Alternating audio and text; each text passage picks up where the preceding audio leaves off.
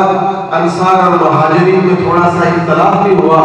کچھ نے کہا کہ ہماری طرف سے خلیفہ ہوگا، مہاجرین نے، انصار نے کہا کہ ہماری طرف سے.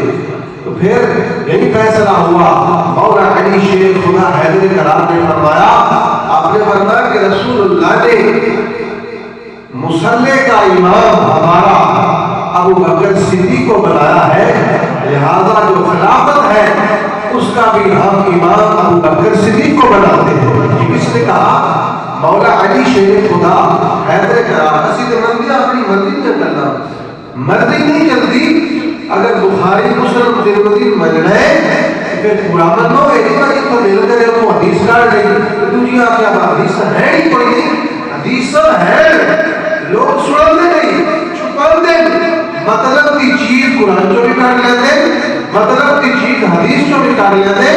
تو جس کو امام اللہ نے نبی بنایا ہے وہی پہلا امام ہے، وہی پہلا بندہ امام ہے. باتیں حدیث صحیح سند دے دا حدیث بہرحال مسلمانوں نے پہلے امام ابو بکر صدیق بنے اور انہوں نے بنایا اللہ اور اس کے رسول نے ہے، کسی اور بندے نے نہیں بنایا. تو خدری اس سے ہی قید دے بننا چاہیے. جڑا بندہ نبی پاک کی پھر گل نہیں بنتا پھر منظری کر رہا ہے. اس واسطے سن رسول اللہ کا فیصلہ تسلیم کرنا چاہیے.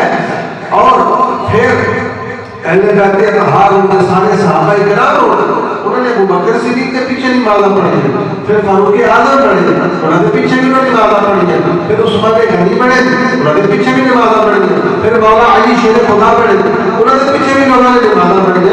لہذا سر کی اس سے ہی مطلب یہ کرانا چاہیے، اپنی من مرضی جڑی ہے یہ نہیں کرنی چاہیے. تو برادران اسلام اج دا ساڈا